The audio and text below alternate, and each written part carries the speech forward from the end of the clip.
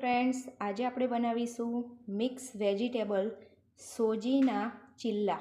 એના માટે મેં એક વાસણ લઈ લીધું છે. હવે એમાં એડ કરીશું 1 વાટકી સોજી. હવે એમાં એડ કરીશું અડધી વાટકી દહીં. જે વાટકીના માપથી આપણે સોજી લીધો હતો એ જ વાટકીના માપથી આપણે દહીં લીધું છે.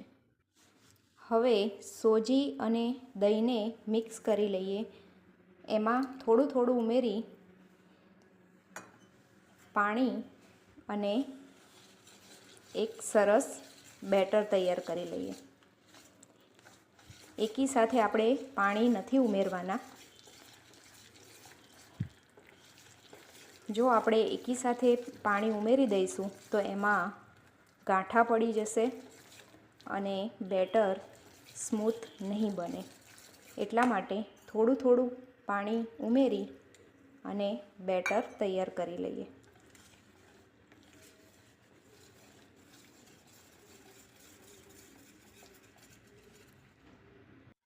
આ રીતનું મેં સ્મૂથ બેટર બનાવી લીધું છે. આ બેટર બનાવવા માટે મારે 1.5 વાટકી જેટલું પાણીની જરૂર પડી છે. તો હવે એને ઢાંકીને અડધા કલાક માટે રેસ્ટ આપી દઈએ. બેટર રેસ્ટ કરે છે ત્યાં સુધી આપણે વેજીટેબલ્સ કટ કરી લઈએ.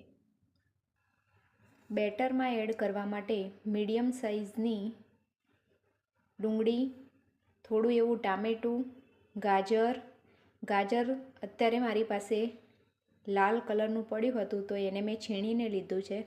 તમે ઓરેન્જ ગાજરનો પણ ઉપયોગ કરી શકો છો.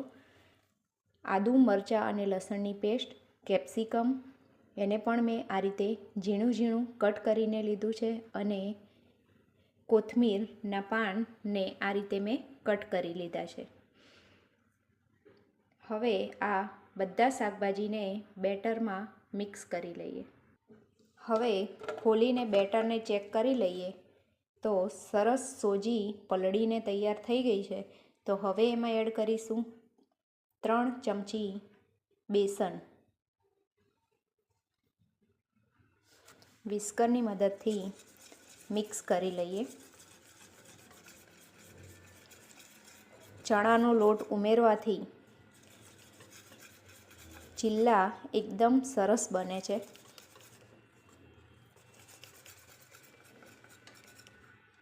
આ રીતે મેં બધા બેટરને મિક્સ કરી લીધું છે. હવે એમાં એડ કરીશું જે આપણે શાકભાજીને કટ કરીને રાખ્યા હતા તે.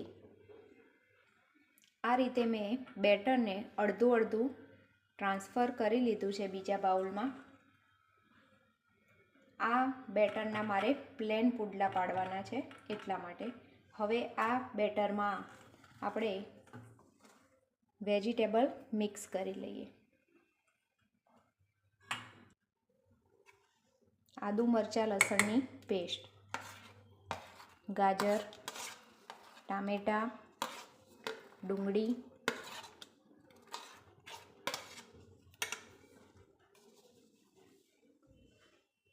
કોથમીરના પાન અને કેપ્સિકમ.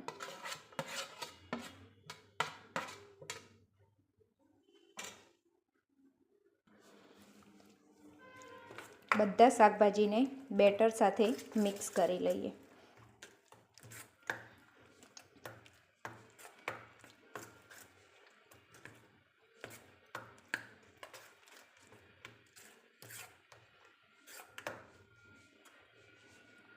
હજી મને 2-3 ચમચી પાણીની જરૂર લાગે છે તો હું એમાં ઉમેર્યું છું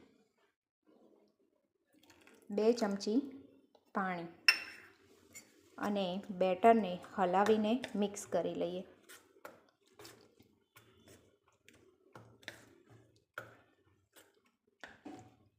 હવે એમાં મસાલા કરી દઈએ. હવે એમાં એડ કરીશું અડધી ચમચી લાલ મરચું પાવડર, હળદર પાવડર, ધાણા જીરું પાવડર, સ્વાદ પ્રમાણે મીઠું. બધા મસાલાને બેટર સાથે મિક્સ કરી લઈએ.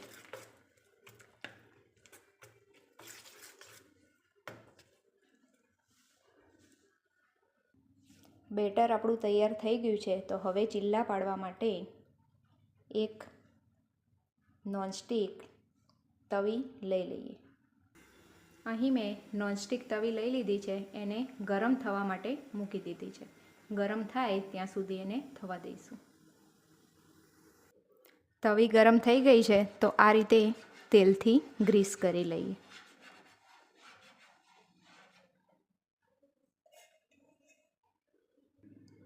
બેટરને આ રીતે હલાવતા જઈને થોડું થોડું બેટર ઉમેરી અને આ રીતે સ્પ્રેડ કરી લઈએ.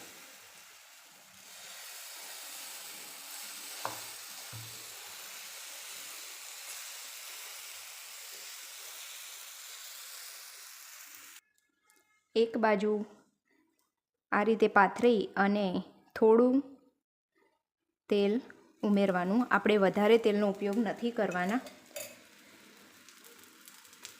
તો આ રીતે ઉપરનું પડ ડ્રાય થઈ જાય એટલે આ રીતે એને ધીમે ધીમે પલટાવી દઈશું.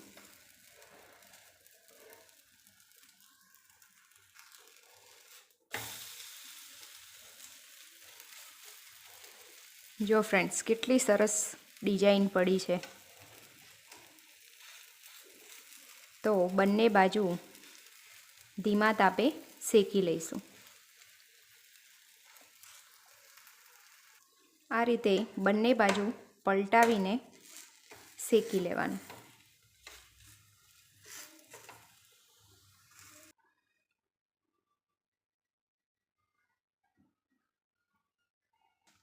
આ જ રીતે બધા પુડલા બનાવીને તૈયાર કરી લઈએ.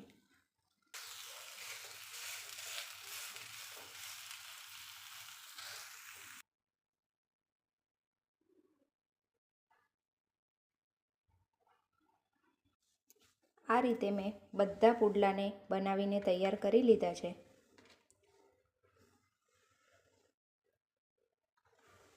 તો એને લસણની ચટણી અને ઓનિયન સાથે સર્વ કરી લઈએ. તો તમને પણ મારી આ રેસીપી ગમી હોય તો મારી ચેનલને લાઈક, શેર અને સબસ્ક્રાઈબ કરવાનું ના ભૂલતા. અને મારી આ એક રીતથી તમે એકવાર ચોક્કસ બનાવજો અને મને કમેન્ટમાં કહેજો કે સોજીના વેજીટેબલ્સ ચીલા કેવા બન્યા.